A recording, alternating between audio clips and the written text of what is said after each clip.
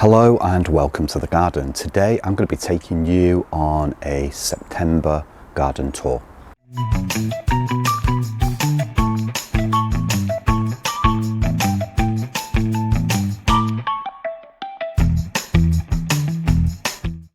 I wanted to start this tour with this beautiful Hakonechloa. Now Hakonechloa is one of our favourite grasses, but just look at these beautiful flowers. I think it's at its best now in September, I really do. And we're already into September, so just look at how stunning these beautiful flowers are. Grasses really do have a place in the garden. So many people say, I've heard them say, I don't like grasses. Grasses are fantastic. There's something we should all try to include in the garden, because when you get flowers on them like this, you just know that the garden's going to benefit from it. I think they look great, and they look great in these stunning pots as well. These pots were already here when we came to live here, but they're really beautiful, and we've got a few different plants in different containers. So we've got one in a terracotta pot there, but we've also got another stone container there, and they're doing really well. Hydrangeas are looking fantastic. So our hydrangea Annabelle just starting the foliage to look a little bit because of the time of year. But just look at the hydrangea there, that is amazing. That one was in the garden when we came here, and that is stunning. That is the best it's ever been, to be honest with you. Just look at the flowers on that, that is beautiful. Hydrangeas really do love damp soil, and so it's one of those plants where, you know, if you can get it in a nice position, not too much sun, not in full sun, so semi-shade, and with soil that can get slightly damp, perfect. Anyway, over to the cosmos. Now, in case you're wondering why in September the cosmos isn't flowering as well as what it could be, it's had quite a few flowers on, it's been looking good, it's nice and tall, but this is what happens when you leave cosmos in a place where it doesn't get perhaps as much sun as what it needs, because of the shed there, and the sun comes up just behind there and swings across. So literally it gets the sun during midsummer, but then as we start to go into September, it's not getting as much sun as what it would like, and that's why there's less flowers. So cosmos really does like sun. There's a video that we did a long time ago, it might be a couple of years back or more, I can't remember, with regards to deadheading cosmos to prolong flowering, and that was in Mum and Dad's front garden, and it just shows, because that's full sun, south facing, it's flowering its head off. Literally, this is in a great place for midsummer, but now it's just started to go a little bit, what shall we say, all foliage and no flowers. And I think that's been the theme really for most of the year. Yes, in midsummer, early, it was flowering fantastically to an extent, but not as great as what you would expect. I think it's due to the variety. I think this particular variety of cosmos really does like the full sun, and you can't get away with semi-shade on this one, because normally we do grow cosmos here and it's quite successful, so it just goes to show, and this is a different variety. So I think that's what's happened there, but it's still nice, and cosmos makes a welcome addition to anyone's garden. Absolutely amazing. Phlox got the last few flowers on there, so they're looking great, they're looking amazing. They've gone over now, but they've flowered their heads off. They've literally given us so much scent in this part of the garden. We've got our Steepa tenuissima, still looking amazing. I love the way that that blows in the wind. That is something that's really magical. When you get a nice breezy day and they're just blowing back and through. I like the way that they're so frothy as well. They really are nice. Prolific self-seeders, they will self-seed everywhere, so it is something that you have to watch out for, otherwise you get lots of offspring, as you can see here. Lots of tiny ones coming up just there in the border and throughout. They literally are everywhere, but they are amazing plants, and you will see them when you go to gardens, you go to visit, you know, other gardens, you will see these everywhere. Now, Rose has gone over. I needed a bit of deadheading, but it has gone over. Got lots more growth, some more blooms there. This one is Superstar, and this was in their house when our friends actually moved into the house. So in the mid 60s, this rose was actually in the garden then. So it's lasted a very, very long time. When we first came here, it was quite tall. It was about so high, and there was a lot of dead wood on it. So what we did is we cut it right down to about that far off the ground, and every year since, it's responded really, really well. Now, geranium Brookside is looking much better. This summer we've not done great for our geraniums in this border. Normally the geraniums just flower their heads off. They're so happy here. This time round it's not been as magical. There's been something missing. We did have to cut them back at one stage because they just looked leggy and terrible and were not flowering properly. Now they've started to flower. Brookside seems to have taken over. Patricia's not done very well this year. Patricia, or geranium Patricia, is well known for being a bit of a thug, and that could easily take over this entire space and become very tall as well. Now unfortunately, what's happened this year, we do not know. I don't know whether it's because of the wet spring, you know, early summer, I'm not sure, but they've just not been as happy this year. And normally in this position they're really, really happy because it's separated. We've got geranium Patricia, Brookside, Patricia, Brookside, just to keep that continuity going. They're looking good. Flowers are beautiful, but it's just not been as good as what it could be. That's the thing with gardening. You're going to have years when everything's great and going just the way you want it to, flowering in the way that you expect them to, that you expect the plants to, and then there's going to be other times where you think, it's not been that great this year. Life is full of imperfections, and this is true with gardening. You know, gardening is great.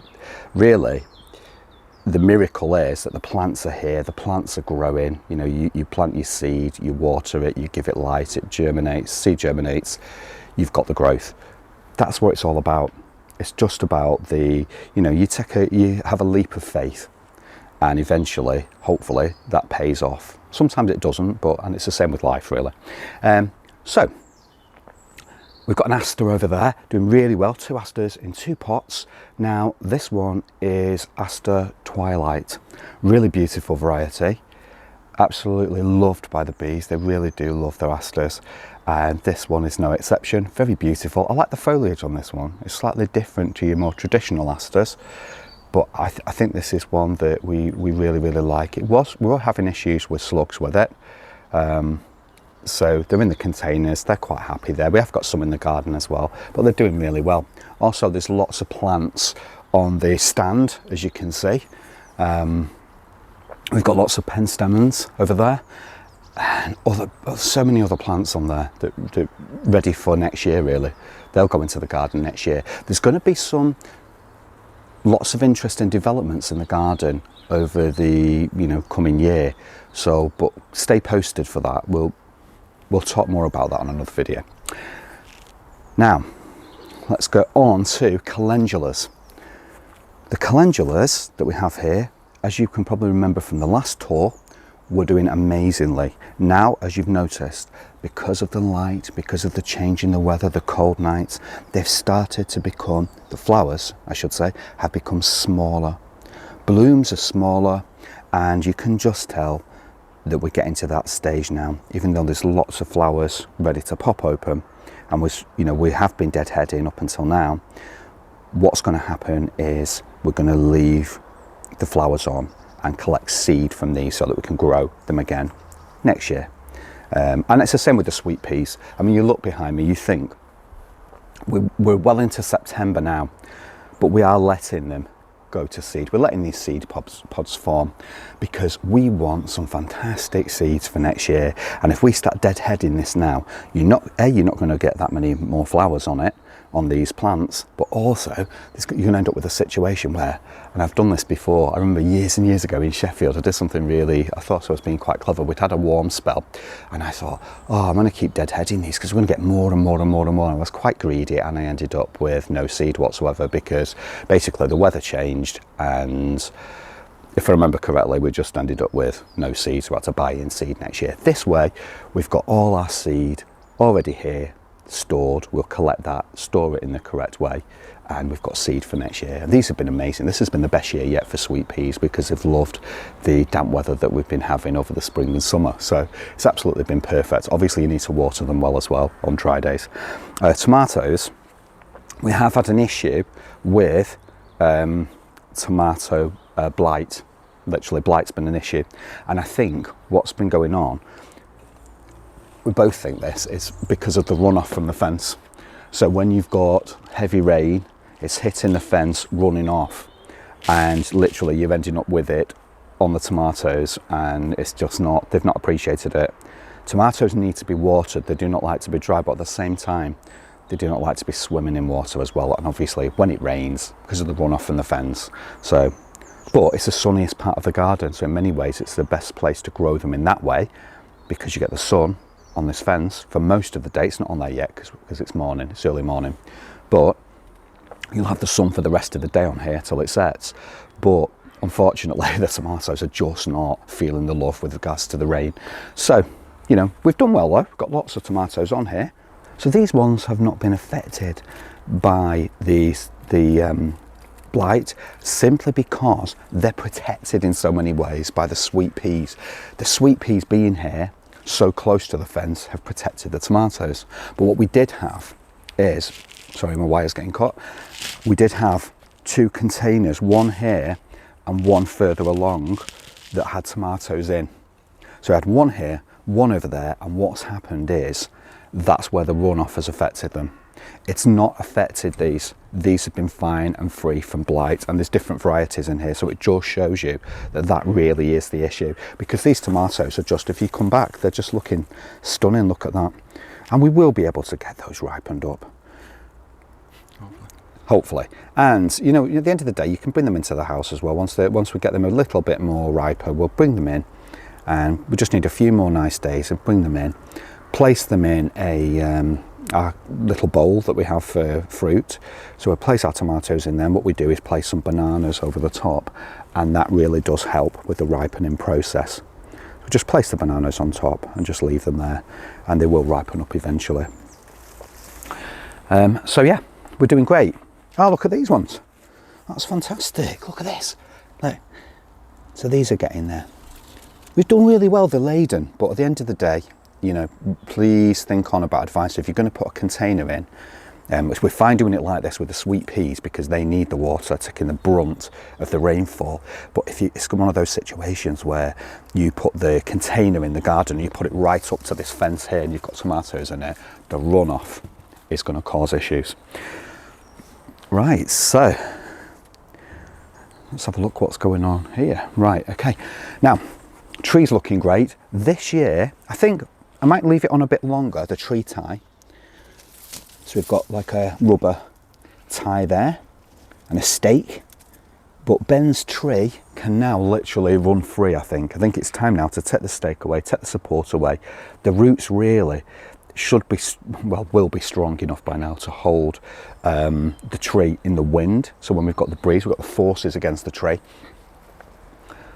The reason why we do this, you'll notice this on the street as well. So on a main road, or you know, on a street, when the local councils put trees in, they will put usually a huge stake in just to support the tree in its early part of its life, okay, just to get it used to the wind, etc. So because you get a lot of movement, you imagine hurricane force winds, now this tree would be like swaying all over the place. But because it's been in for so long now, it's one of those situations where it will be settled and established. But when it was a young tree, when it was first placed in, I was looking at some photos the other day. It was actually about 3 days ago. I was looking at some photos and I was thinking, wow, what a difference. It was like this. I think it's always looked like this, but it hasn't. It was like a thin stick with just a few branches coming off. It wasn't like this. So it's improved so much in that time. It really has. I just can't believe the difference. It's beautiful. And it's just a gorgeous colour as well. This is Prunus Nigra, by the way. A lovely variety of Prunus. Lovely blossom tree, beautiful blossom, quite early on. Lots of blossom trees will flower in May. This one's quite early, just as the winter comes to an end. Very beautiful though, all the same. The blossom doesn't seem to last that long, but really, let's face it, we're growing it for this wonderful dark foliage. We need that contrast in the garden. But going back to tree ties, they're just a bit of support while the tree gets going. Really, that could have been taken off a long time ago and will be taken off because the tree's well and truly established now. It has to fend for itself. And really, there's a theory anyway that you should be letting trees fend for themselves anyway from the offset. We should be letting them dig the roots deep in and anchor themselves as best they can. Rosa Sweet Honey, wow. I've just noticed the bloom on this. A beautiful rose, very, oh, the scent's wonderful, honestly. So scented, but very, very beautiful in colour as well. Absolutely amazing. Now, there was something that I've actually missed that I want to go back to. So we've got our Sedum, there's two things actually that I've missed. So our Sedum Matrona, and this is at its peak right now. Sedum Matrona with the lovely green, dark red, almost like purple veins running through. And look at the flowers, and the bees absolutely adore sedum. When the sun is on this later on this afternoon, you will find that the bees just cover this. Yes, even at this time of year, they love it. It's a real nectar treat for the bees, and one that's well worth growing. Your traditional sedums, I remember in Mum and Dad's garden, they were amazing. But I think they just were lacking in something for me personally. Sedum Matrona does it for me. There's a few varieties of dark sedum that I like as well. I just wanted to go back to this Erigeron, Erigeron annuus. And we planted a few of these in the border just for some interest. Now these are an annual and we collect the seed from it. But they look nice in this border. But what I do want to say is the main plant is actually over here, where we just was. The place where we have just come from, right? So it's there. And we'd had this here. I think this one's self-seeded and come up by itself again, whereas the other ones have been, we've collected the seed and grown them on. But this is an amazing plant. It is an annual. You do need to collect the seed to grow it again. And you do need, obviously, to sow the seed. But you do need to collect it. But it's well worth it. It's such a lovely Erigeron. Now, on to Persicaria, amplexicaulis, Firetail. Look at how well this has done. Love the height of this one, like my tallest. I love the height. I love the beautiful, that soft red, absolutely stunning. Such a nice, it just looks great. It provides a nice contrast in the garden. The colour's lovely. It's so beautiful, and I just do not have a wrong thing to say about it. It's people who say this is a thug. Yes, it can be. If you just left that in the garden to run rampant, it would just spread eventually. But it's quite I found it to be quite a slow spreader, really, to be honest with you. But it does have the height and it is quite dominating. There's nothing wrong with that. I think it's in its place. You know, what we do is when it starts to spread, we just pull bits and pieces out, but it's well worth having in your garden. Incidentally, a lot of the neighbours, there's been 3 neighbours so far that have been asking, because I have this plant at the front as well, and literally they've been asking about it and can we have pieces of it, you know, for next year and things. So people are liking it, they're seeing it, it's quite unusual, they're liking it and they want it, and that's the key. You know, if people see something that they like, and again, the bees love it as well, as you can see there, a lovely little bee. He's enjoying himself on the flower there. The flowers are lovely, and we've seen this planted en masse in a garden. I can't remember the name of the garden, but there was huge swathes of this, and it really creates a stunning effect. Now, our grasses, so our Calamagrostis, and this one is Karl Foerster. Very beautiful grass, but look at the flowers on that. Just look, that's what we're growing it for.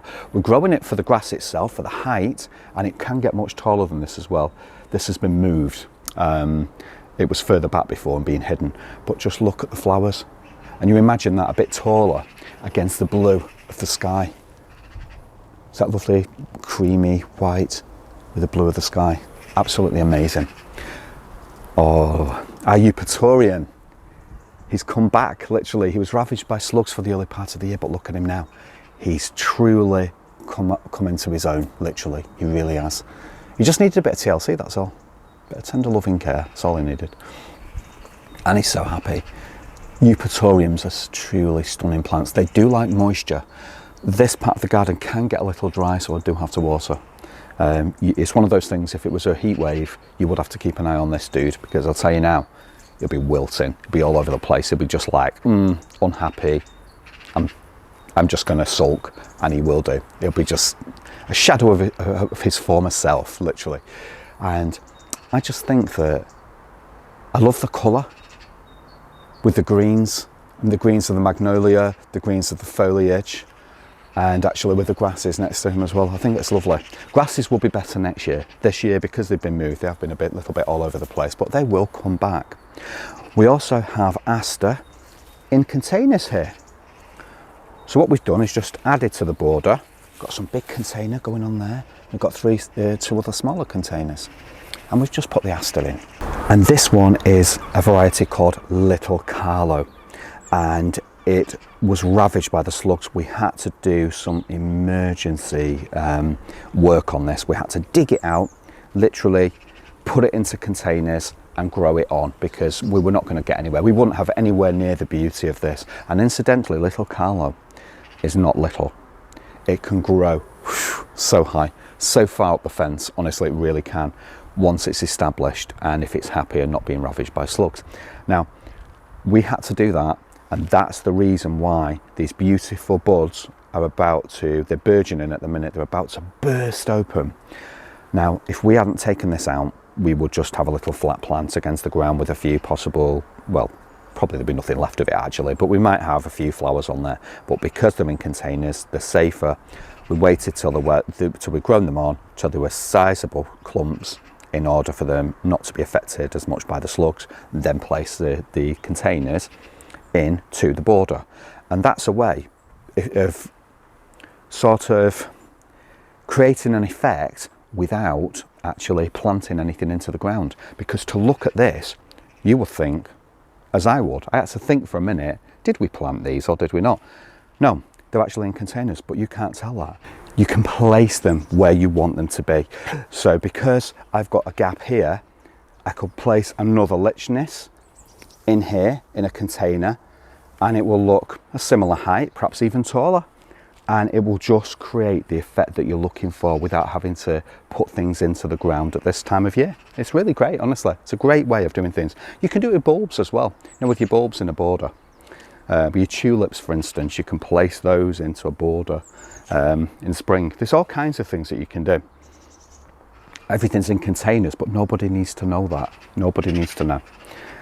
Now, the star of the proceedings, the Rudbeckia, and this one is Rudbeckia deamii, and it's Rudbeckia fulgida deamii, its full name, and this is our favourite Rudbeckia, and it's certainly my favourite. Absolutely love it. Been growing it for so many years now, I can't remember how many. It's that long, and it is the star of the show at this time of year. Look at these dudes doing the business there. Look at that. They're getting things sorted. It's so lovely to see this sunshine yellow, and looks gorgeous against the red of the Persicaria as well, as you've noticed.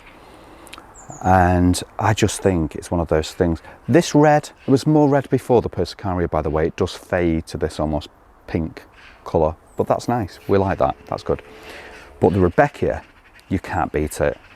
And you know, I think we should have more of this. I think this is one of those plants that we should all grow more of, because at this time of year, you start getting well into September, you need something cheery. You're getting rainy days, you're getting a lot of cloud. Today's exceptionally sunny and quite warm. It's a rarity. You literally need something to cheer you up now. You know, you're into autumn, and these, to me, typify what autumn is all about. They're the stars of autumn.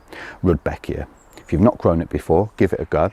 This is a plant that also likes to be, when it's established, or when it's getting going, but certainly when it's established as well, keep it well watered during the year. So certainly during the summer, early summer, midsummer, because I found that flowering, and I heard this many, many years ago, but I found that flowering can be affected if you do not water it, you know, on a regular basis during the summer. So if you let it dry out, it will just, again, it's a plant that will sulk, but you will affect autumn's flowering as well. And it's something that I've just found through the years, through different gardens. Our cottage garden in Sheffield, that was exactly the same. I think the watering really does make a difference with these, obviously, to not only to the survival, but also to the flowering at this time of year. And it's rewarded us and paid us dividends, literally. When you see these plants, they are just stunning. They really are. I can't take my eyes off them. I'm supposed to be looking at you, but instead I'm looking at the plants. After all, the plants are the star of the show, and I just love that the way that these have come about. And the bees love them, all the other insects love them, everything loves them. They just, what's there not to like about them? They're cheery, they're bright, they're uplifting. You know, they make you feel enthusiastic about life when things are going, you know, the temperature's changing, the dark nights are drawing in, and you just think, But you look out into the garden, or you venture out into the garden, and you see these plants and you think, wow, amazing. Now, our echinacea. Well, you could definitely say that he's come to his end. This is Echinacea magnus. So Echinacea purpurea magnus. Now, oh, look at this beauty on here as well. Wow. Now, my favourite part is actually not so much when they're in flower, to be honest with you. It's when the flowers die back and we get these beautiful cones. I just love to touch them. I think they're amazing. And these provide structure during the winter. Also as well, that is the same with Rudbeckia. Okay, so Echinacea, great structure for winter. So we'll keep these stems on and we'll just have this head on. Obviously it will go darker, but we'll have this head on. And also going back to the Rudbeckia, these lovely dark centres. So that's all we'll have on stems with these black centres, and they will just provide you with so much interest in the garden and from the house as well. Keep them on. Don't think, oh, they've finished flowering, chop them back. No, keep them on. This is your winter interest. At the minute, it's your autumn interest, but this will become something really special. Very different, as if it's been born again. Something very, very different. But keep those heads on, because these will provide you with so much joy. And the same with Echinacea as well. I just love Echinacea. You cannot beat it. Notice how this cosmos is flowering really, really well. Still got lots of buds to go. And it's a lower growing variety, this one. And the purpose of the low growing variety is because it flanks the entrance to the summer house. So we've got it on either side, and it's a low growing variety. It's not going to be big and leggy and falling all over the place. My favourite entrance to the summer house as well, my favourite part of the entrance, is the steeper tenuissima that welcomes you as you walk up the grass, step up the steps, and you just brush past this gorgeous, frothing, stunning, amazing, every other positive word that you can think of, plant. I love to touch this one. This is a very tactile plant. And again, as I said, when the breeze starts to blow, breeze on command. Can we get some breeze? Yeah, a little bit. You just see the effect that it creates. It's stunning. I absolutely love it. Our pelargoniums are outside. A lot of people call these geraniums. They're pelargoniums, and they're doing really, really well. They will have to come into the house for protection. Look at the delicate flowers on these. It's so delicate, so small. I must admit, I do prefer something with a bit bigger flower, but there you go. That's not the greatest flower, but it's lovely. They're still beautiful in their own right. But pelargoniums, I love the scent from. My great grandma used to grow these in Walter Street around the corner. And I remember being a toddler, and she had a lean-to that was literally filled with pelargoniums. So yeah. Now, there is something I want to show you. I'm going to show you this first. In fact, no, I'm not. I'm going to show you the shady border. We're going to be really shady. I'm going to do something really shady and go to the shady border. Look at this. Our anemones about to burst open. I was hoping these would be in flower for you, to be honest with you. These got a really slow start because these were being ravished by slugs as well when Paul first did this area.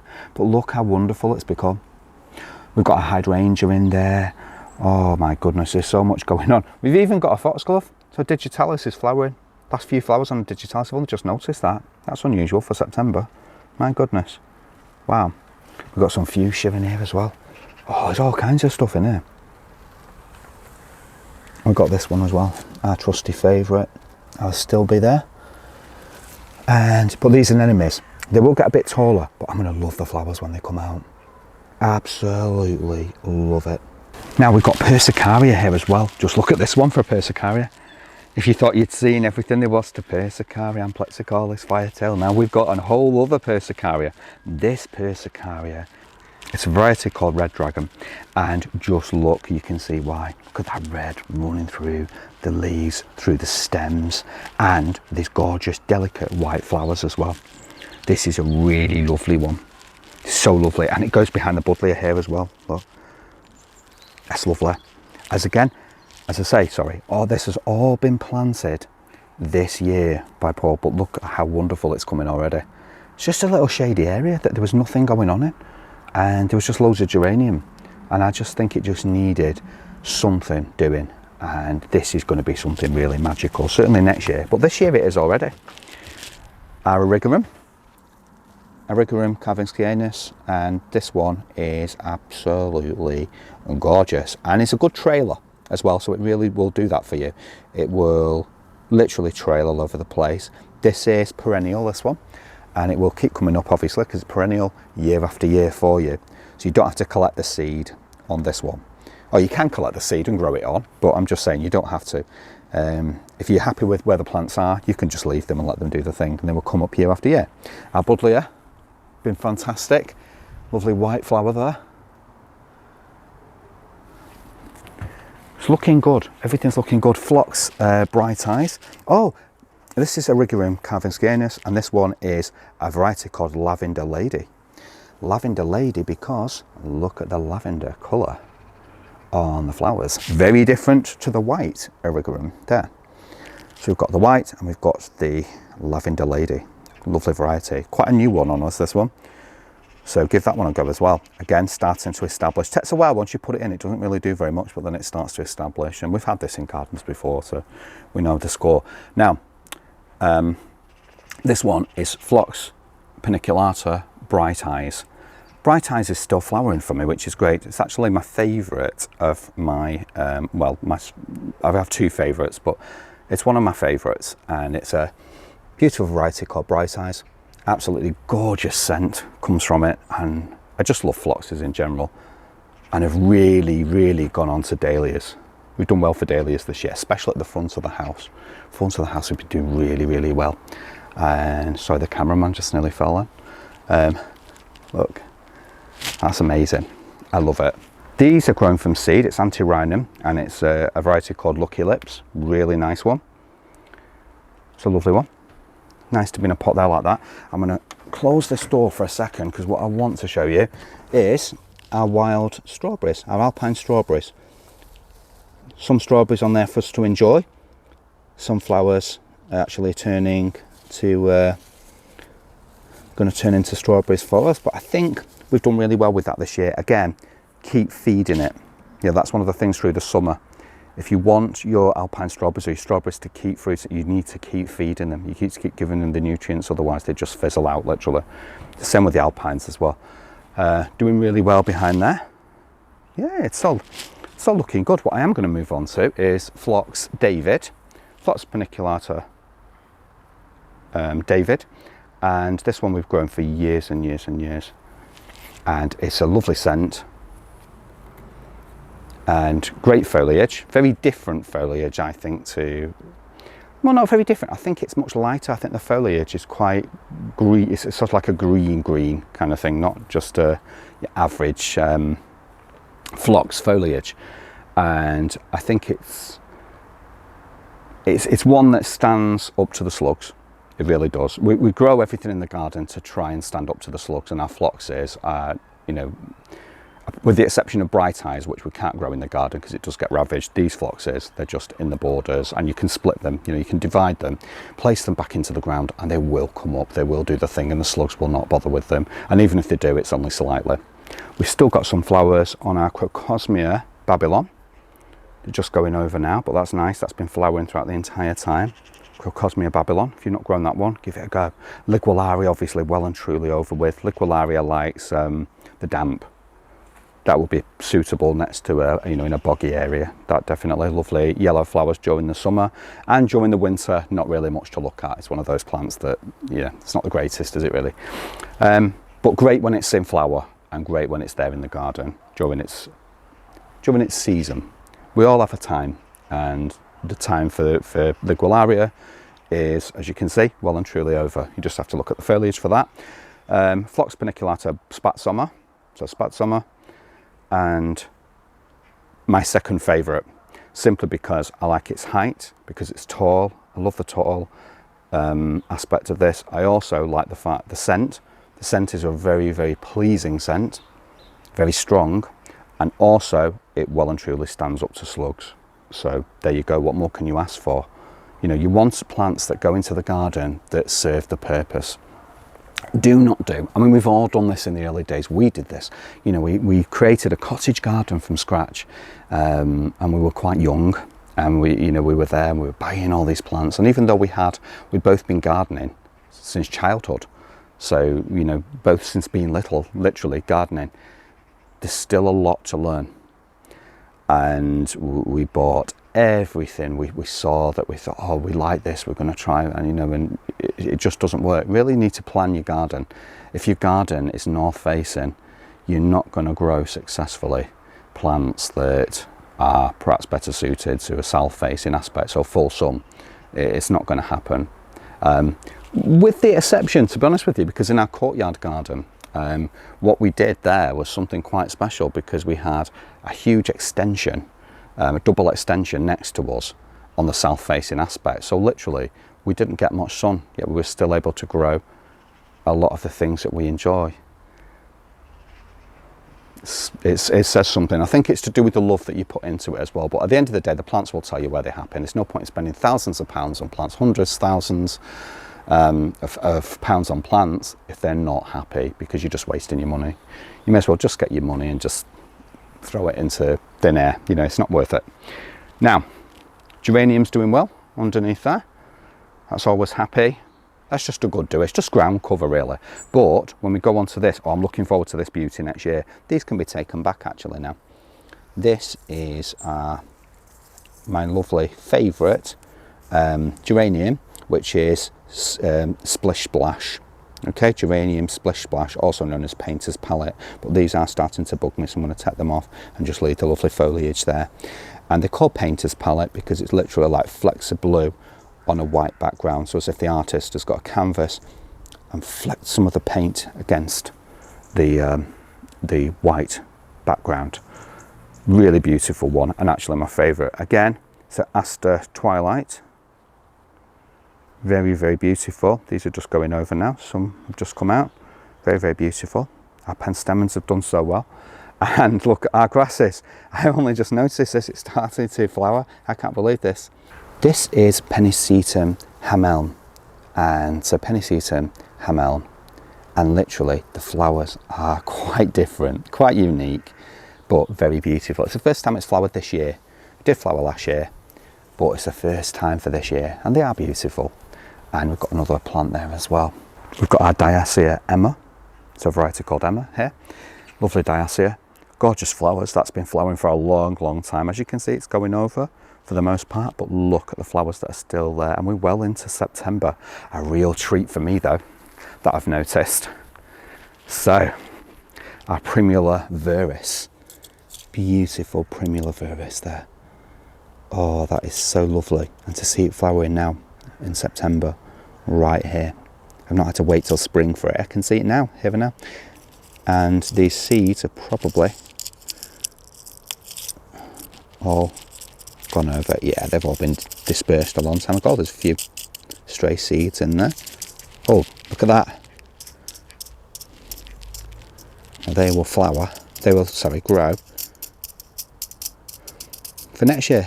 We'll have lots more Primula viris in the garden. That's all you do. Just give nature a helping hand. Now, I think we've done what... Oh, Centranthus ruber. Centranthus ruber When you deadhead, like we did throughout the summer, so we just keep taking the dead heads off, the spent flower heads, it literally continues going. And it's continued going well into September. Just look at that. You cannot beat it. I did a video about this in North Wales, and by the railway lines of, you know, a special place for us, where we've always been to. And it just grows rampant in that area, in that region. It's just everywhere, and the white variety as well. Absolutely gorgeous. Now, we've got on here